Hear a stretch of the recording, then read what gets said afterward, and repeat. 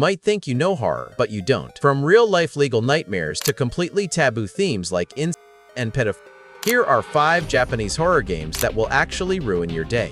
Stigmatized Property. Stigmatized Property, or Jikobuken in Japanese, is a horror adventure game developed and published by Chilla's Art. It was released on Steam for Microsoft Windows on October 25, 2019. Chilla's Art is a small indie game studio consisting of 2 brothers who are known for releasing shorter retro Japanese horror games. The game starts with a girl named Sayaka walking in the middle of the night towards her friend's apartment. She is surprised that he invited her so suddenly. As she walks, she starts wondering where his new apartment could be. Upon arriving at the apartment complex, Sayaka recalls that her friend lives in apartment 104 and told her to meet him there. Sayaka knocks on the apartment door, but her friend isn't home. Since she doesn't want to wait outside for him, Sayaka tries to recall where he left the spare key. After thinking and recalling where he left the key, she finds the key and opens the door. Upon entering, she is surprised at how good the apartment looks. It has a large kitchen, a spacious living room, a giant queen bed, a massive bathroom with a bath and washing machine, and much more. While exploring the place, she finds a journal on the side of the bed and notices that 7 pages of the journal are missing. Sayaka decides to go on a hunt in search of those missing pages. From here, we get to know the story through the pages. The first 3 pages focus on how Sayaka's friend's life has been after coming here. But from the 4th page, she gets to know that this apartment is haunted, and nothing can be done to get rid of the apartment due to its curse. She learns that the landlord is required to sell the apartment to a tenant, and that tenant will be sacrificed and possessed. Afterwards, the person will be wiped out of existence, and everyone will forget who that person was. Like they will be wiped out from people's minds fully. The landlord is only doing so in order to protect his family because he keeps having visions of the demons harming his family if he doesn't do this. And then, when she gets the 7th page, it reads, "There is no escape." The game has 2 endings, a good one and a bad one. In the bad ending, after Sayaka finishes reading the 7th page, she decides to leave the apartment and call her friend later, but she can't leave because the front door is locked now. However, she notices that someone seems to be on the other side. Upon close inspection, she discovers that there are 3 people standing outside: her friend, her friend's mother, and her. Yes, you heard it right. When Sayaka turns around, she sees her friend and his mom standing behind her and looking at her with no eyes. Unfortunately, Sayaka becomes the next victim of the apartment's curse and is therefore possessed and fully wiped out of existence, meaning no one will remember her. To get the good ending, Sayaka will have to find 4 different shrines to pray at. After praying to all 4 shrines, Sayaka feels a bit warmer. Later on, when she finishes reading the last page of the journal, Sayaka decides to leave the apartment and call her friend later. Unlike the bad ending where the apartment door was closed, this time, Sayaka is allowed to leave the apartment. Once she leaves, the door to the apartment closes automatically, and Sayaka leaves the area. In the epilogue, when Sayaka is walking back home, she feels as if someone is watching her, but every time she looks back, she finds no one. The next day at school, someone else takes her friend's seat, and she finds out that he is nowhere to be found, and no one seems to know who he was, not the faculty nor the students. When Sayaka goes back to her friend's apartment, the place is put up for sale, and there is no trace of her friend ever living there. She unfortunately also forgets her friend's name, and even forgets who she is talking about. This game is actually based on real life. Let me explain properly. In Japan, there is a very real and very unsettling legal practice. When someone dies inside an apartment or a house, whether by accident, violence, or suicide,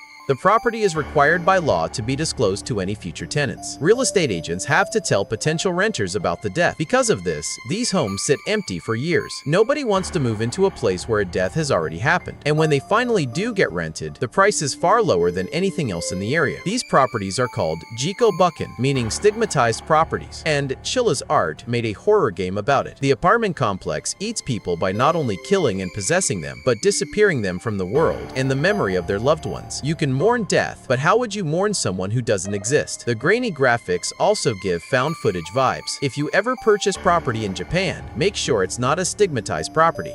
Akamanto. Akamanto, Japanese for Red Mantle, is a survival horror game for PC, developed by Chilla's Art, the same studio as Stigmatized Property, and released through Steam on September 23, 2019. It is inspired by a Japanese urban legend called Akamanto, yeah, the same name. The game starts, and we see 2 bullies talking to the main protagonist. They tell her that she must spend the whole night at an abandoned school as a punishment because she was getting too close to Maiko's boyfriend. Maiko is one of the bullies, and there is one important rule she has to follow. She isn't allowed to to leave the school at any point. Once the player enters the school building, she will not be able to walk out from where she came from, meaning she is locked in the school now. From this point onwards, everything depends on the player and how they will survive the night. She will have to explore different areas, solve puzzles, and gather items in order to unlock rooms and progress further. In the meantime, she also has to avoid Akamanto. If he catches you while exploring, he will immediately chase after you to kill you. Luckily, you can hide in different places around the school, from bathroom stalls to lockers and vents. But it will only work if Akamanto did not see you go in there. Unfortunately for you, inside the school, there are masks that help Akamanto locate where you are, but they can also warn the player when he is close by. On top of that, he can also teleport. Around the halfway point of the game, Akamanto will start to act more aggressively towards the player. His cloak will be darker, and his mask will be scarier than before. He will also start using teleportation more and will run faster than before. Akamanto will officially start hunting the player once they reach the first floor bathroom and collect the red paper. Your only light source in the game is a lighter. The player will also have to watch out for spiders and creepy centipedes along the way. There are two endings, one bad and one good ending. The player has to complete different steps for each ending. Along with that, the player can also listen to audio recordings and learn more about the origins of Akamanto. In the bad ending, the player escapes the school. They can do this by getting up to the rooftop and climbing down with a rope. But to do this, the player will have to complete the anatomy model. Once all the missing body parts are found and placed, the anatomy model will give the player a rope so that she can climb down. The player is required to help the spirit of a former student called Nagisa in order to unlock the gate to the rooftop and escape the school. Then the protagonist quickly rushes to a nearby police station to report what happened. The police don't believe her at first, but then decide to investigate the school anyway. But they find zero evidence of Manto. The police believe she is imagining things and that she should get some rest. She wonders to herself while walking back home if what she saw was her imagination or not. Later on, a high school female student gets murdered by multiple slashes. They conclude that the person who did it was the slasher. Also, the police recommend civilians avoid traveling alone, especially at night. In the good ending, the player can kill Manto. It will end the nightmare for everyone. The player has to collect all the colored papers from the school. Once all of them are acquired, they will have to offer the papers to a shrine to receive the Kusanagi no Tsurugi. It's a legendary Japanese imperial sword that can be used to kill Manto. After receiving the sword, you have to find Manto. Once you find him, you can stab him. Manto will fall to his knees before collapsing on the floor. After killing Manto, she rushes out of the school and goes back home. The next day when she goes to school, she questions whether or not what she experienced was real or just a dream. But she is quickly reminded that it wasn't a dream due to the ringing sensation in her hands, reminding her that she killed someone. She decides to go back to the school to check and prove it. She discovers that the school is the same as before, but Manto's dead body is nowhere to be found. Months pass by, and the mysterious slashings suddenly stop with no sign of them ever appearing again. Rumors start to circulate amongst teenagers about the slasher, which eventually turns into an urban legend. This eventually leads to the slasher being nicknamed Akamanto, but no one is sure whether it's based on true events or not. This game will stress you so much when you play it. The game is based on the Akamanto urban legend. The urban legend goes like this. Akamanto is a male spirit that is said to haunt the last stall in school or public bathrooms, specifically female bathrooms. He then tells the victim to choose a piece of colored paper. Depending on their choice, he will either kill them or let them go. That's why you should always check before using public bathrooms.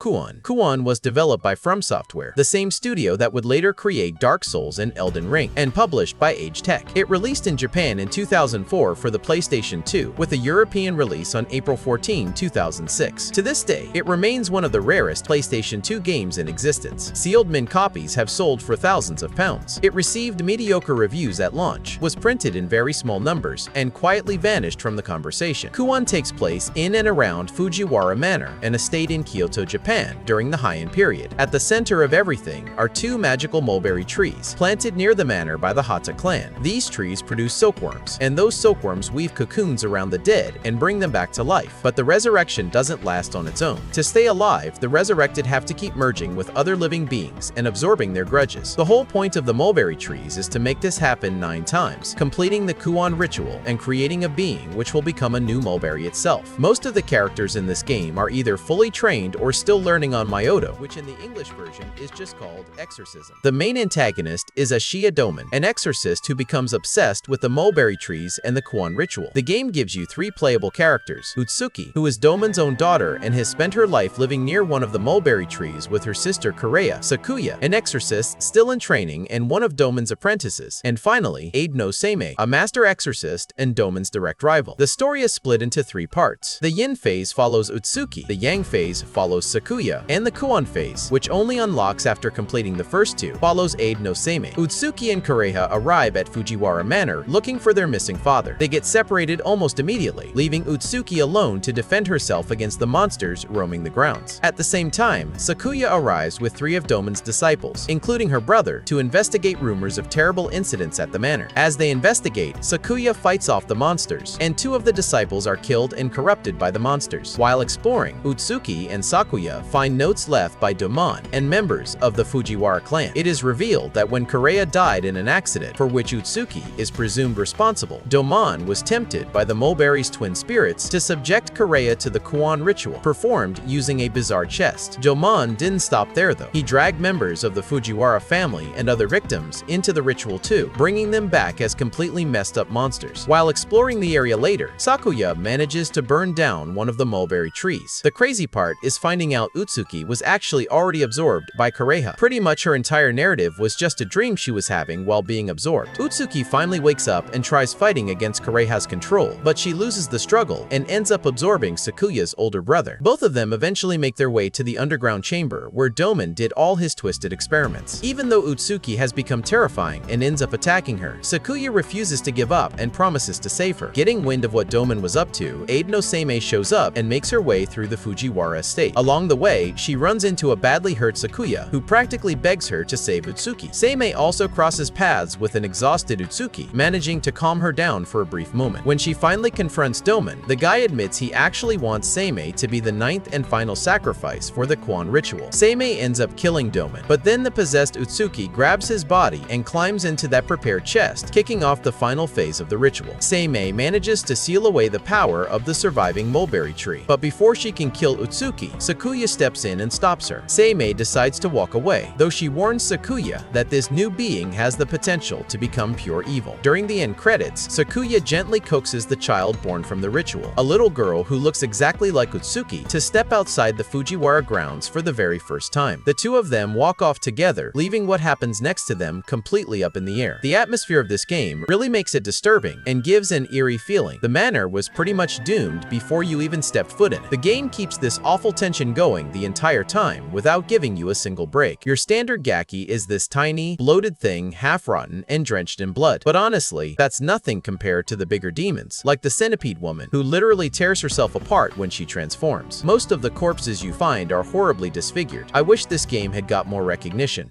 Mad Father. Mad Father was originally created by a Japanese indie developer named Sen and built using the Wolf RPG editor. It first released as a free game on December 10, 2012, before receiving a commercial Steam remake in 2016. It is a top-down RPG horror game that looks at first like the story of a child trying to save her father from a curse. Then you find out what her father is. Then you find out who her mother really was. And by the end, you find out what Aya herself is becoming. The whole game pretty much revolves around an 11-year-old girl named Aya, who ends up breaking into her dad's hidden lab to uncover the horrifying truths behind his research. They actually put out a light novel adaptation for it back in 2014. Up in northern Germany, there's this shy 11-year-old girl named Aya Drevis who lives with her dad, Alfred, and their maid, Maria. Her dad runs some seriously sketchy secret research down in the house's basement lab, and Maria actually helps him out with it. The messed up part is that Aya knows Alfred experiments on and kills people down there. She's also totally aware that he's having an affair with the much younger Maria. Turns out, Maria was homeless before Alfred took her off the streets a few years back. He originally planned to use her as a test subject for his twisted experiments, but she somehow managed to change his mind. Right at the start of the game, on the anniversary of her mom, Monica's death, Aya wakes up in the middle of the night only to find herself completely surrounded by test subjects that broke out of the lab. Scrambling back to her room, she runs into this mysterious salesman named Ogre. He basically sets her up with the task of solving a bunch of puzzles so she can break into her dad's lab and finally uncover his dark secret. After getting through all that, Aya uncovers the sick truth. Her dad was actually planning to perform taxidermy on her and turn her into a literal doll. Turns out he'd already done this to a bunch of other kids because he got totally obsessed with preserving people after he killed his own mom when he was younger. It gets even worse when Aya realizes that her dad actually killed her mom too. He was terrified she was going to take Aya away to protect her right after she found out about his twisted plan to turn their daughter into a doll. Depending on the choices you make, the game actually has 3 different endings. In the first one, Aya lets her undead mom drag her dad off to another world. Once she gets back to the real world though, she bumps into Maria, who knocks her out cold, drags her down to the basement, and kills her so she can turn her corpse into a doll. In the second ending, Aya steps in and saves her dad from getting taken by her mom's spirit. Right after she does that though, Monica drops the bomb that Alfred actually murdered her for one of his experiments. Horrified, Aya takes off running while Alfred chases after her wielding a literal chainsaw. While trying to get away, she runs into Maria. Maria tries to go after her, but when she can't catch her, Alfred ends up attacking Maria instead.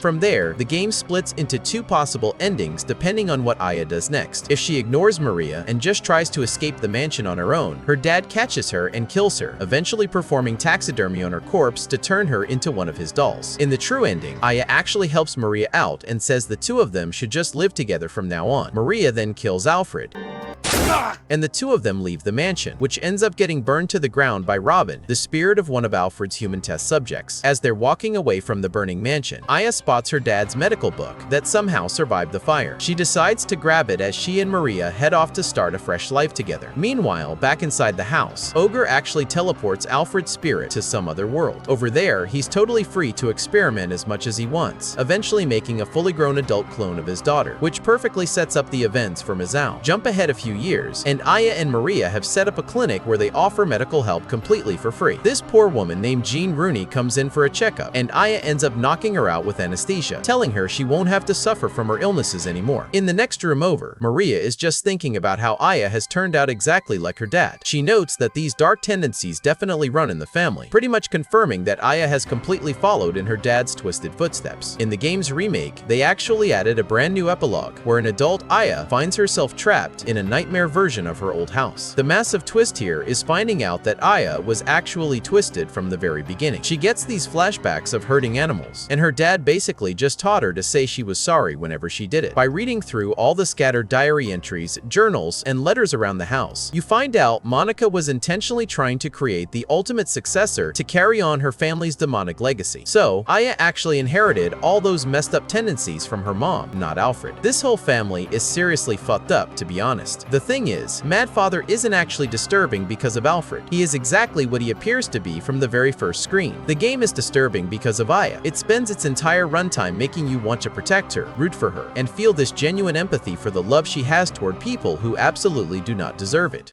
Blank Dream. Blank Dream was created and released in 2015 by a Japanese solo developer known as Teriyaki Tomato, built using RPG Maker VX Ace. So, there's this 17-year-old girl named Michiro Usui who ends up committing suicide by drowning herself in a lake. Right before she jumps in, she actually wishes that she had never even existed at all. She had been dealing with so much bullying and genuinely felt like her life had absolutely no meaning. But instead of actually dying, she wakes up in this weird mirror world. It's basically a bizarre space that exists right between life and death, specifically where people who pass away holding onto a super strong wish are sent. When she arrives in this incredibly unsettling new place, Michiro realizes she's completely lost her memories. She can't recall a single thing about her past. Her own reflection ends up telling her that if she wants to get those memory fragments back and actually fulfill her wish, she has to find and break these mirrors that are scattered all over this world. But here is the massive, messed up catch. To break each of those mirrors, Michiro literally has to kill herself all over again inside every single memory. We're talking about stabbing herself, drowning, electrocution, you name it. It basically means she is forced to re-experience the intense trauma of her own demise repeatedly. There are a few characters you need to know. You already know Michiro Usui, the protagonist of the game. Then there's Yuzu Hanasaki. She's another soul Michiro runs into while stuck in this place. Yuzu comes off as super cheerful and friendly, always cheering Michiro on and pushing her to uncover the truth about her past. But there's a seriously dark twist with her too. It's eventually revealed that she actually committed suicide just so she could be with Utsuro, a classmate she had a massive crush on. Then you have Ryotaro Sengoku, yet another soul Mishiro crosses paths with. He's genuinely kind, polite, and acts incredibly protective over her from the start. Later on, the game drops the bomb that he's actually Mishiro's uncle. He died in a massive building fire alongside her dad while they were trying to secure the Usui inheritance, something Tamaki refused to hand over purely out of spite. When he was alive, Ryotaro was heavily accused of being a pedo just because he loved being around children. But it turns out none of those sick rumors were true. He genuinely just cares about kids in the innocent and protective way a devoted caretaker would. Then there's Ayato Hinohara. He's this guy Mishiro actually got along with when she was alive, and he pops up a lot in her memories. The crazy twist? It's later revealed that he's actually her cousin and Utsuro's younger brother. He ended up dying because he jumped in to protect Mishiro when his own mom, Tamaki, who absolutely despised Mishiro just for being part of the Usui family, tried to run her over with a car. Then we have Utsuro Hinohara. She's the former ruler of the Mirror World and basically the main antagonist of the entire game. Back when she was alive, she was Yuzu's friend and the girl Yuzu had a massive crush on. She's the daughter of Rinzo and Tamaki, but all the severe abuse she suffered from them twisted her into this wicked spirit. Now, all she wants is to kill Mishiro and take her world back. Speaking of Tamaki, this is where things get seriously dark. She's Rinzo's illegitimate child and the mother of both Ayato and Utsuro. She actually used to love art just as much as her dad did, but that completely shattered after he raped her. That massive trauma made her absolutely despise everything she once loved, especially the entire Usui family. She ended up horribly abusing her own kids and even murdered Utsuro. As I mentioned before, she tried to run Mishiro over with a car, but accidentally killed Ayato instead. The guilt from doing that was so heavy that she immediately ended her own life. Finally, there's Rinzo Usui, Mishiro's late grandfather. He was this artist who had an illegitimate child, Tamaki, and genuinely cared for her at first, but eventually, he completely lost his mind and raped her, which entirely destroyed her sanity. He spent the rest of his miserable life regretting what he did. And just to wrap it all up, depending on how all of this plays out, the game actually has 5 different endings, but we will look at the 2 main endings. Ending 1, Blank Dream. In this route, Mishiro actually decides to help out both Yuzu and Ryotaro so they can find their mirrors and get their memories back. That creepy red-eyed spirit shows up and breaks down the whole backstory of the Mirror World, explaining that it was actually created by the red-eyed spirit herself, who turns out to be Ayato's sister, Utsuro. Here is the massive catch. If Mishiro actually wants to fulfill her wish to die, she has to kill Ayato. But instead of doing that, she chooses to help Utsuro get her memory back using everything she learned from Ayato and Yuzu. Doing this completely restores Utsuro. Ultimately, Mishiro decides not to go through with her original dark wish. Luckily, someone walking by in the real world managed to save her physical body, so she is actually able to come back to life. Once she's back in reality, she finally makes peace with her mom and has a deep conversation with Saichi, who is Ayato's dad and completely alone now after the deaths of Ayato, Utsuro, and Tamaki. Right at the very end, she visits Ayato's old atelier and finds his final piece of art. It was a beautiful painting of Mishiro and she was smiling.